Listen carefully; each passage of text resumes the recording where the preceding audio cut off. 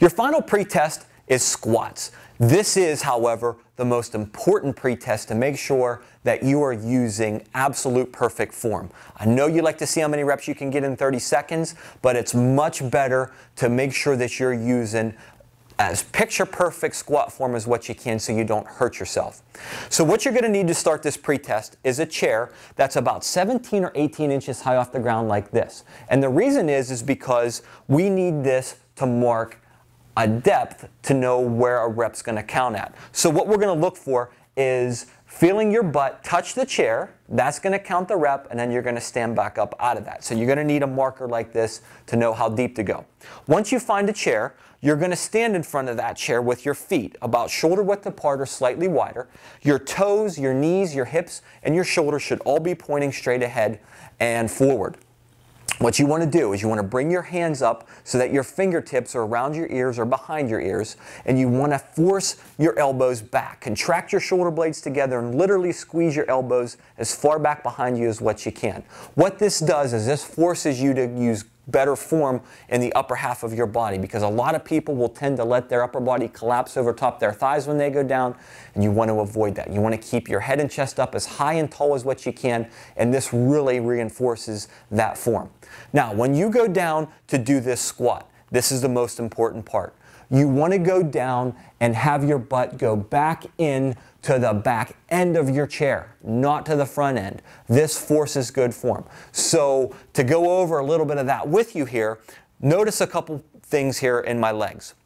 First, my knee joint is over top of my ankle. That is the critical point to all this. The second is that my weight is in my heel. You can see my toe is slightly lifted up, the weight shifted in my heel, and my butt is all the way back into that chair. So again, I'm going to show you that good form again. My elbows are back, my head and chest are up nice and tall. I'm sitting back and into the back end of the chair. My weight's in my heels, my knees over top of my ankle, and I'm going to stand back up out of that. So it's back in, feel it touch, and stand back up. Touch and back up. When you breathe through this exercise, you want to inhale on the way down and exhale on the way up. The squat is very important that you do that correctly with, because of how much elevation that you're going to get with your blood pressure, with your heart rate, your breathing rate. It's all going to increase because you're working that lower body. So it's going to be a little more difficult on your body to handle. It's very important that you breathe properly so that you don't feel lightheaded and dizzy and those kinds of things. All right, so I just showed you how to do this properly. I'm going to show you just briefly how most people do this and why it's so bad.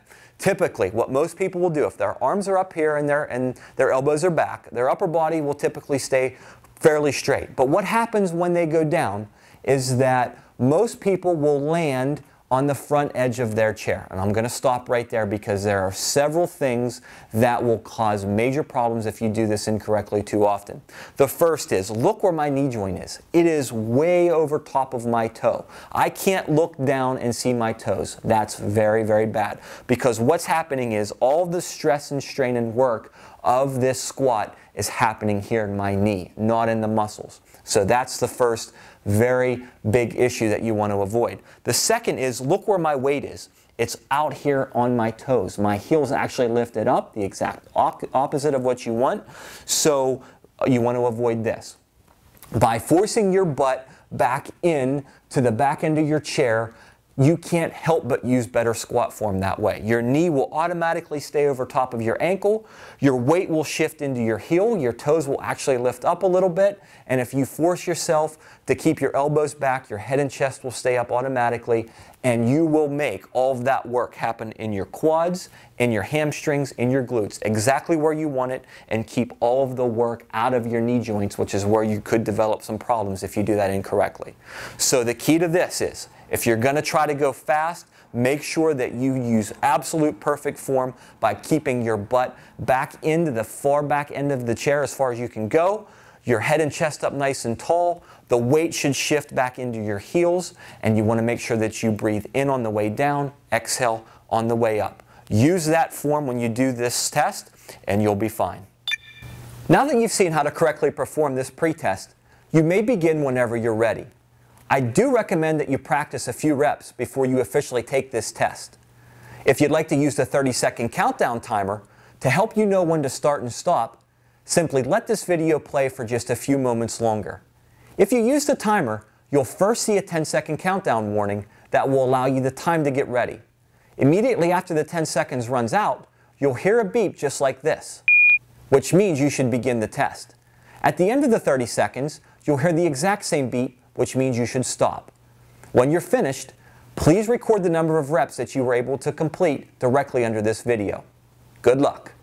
You may pause or rewatch this video as often as what you need if you're not ready to take this pretest. The 10-second countdown warning begins now.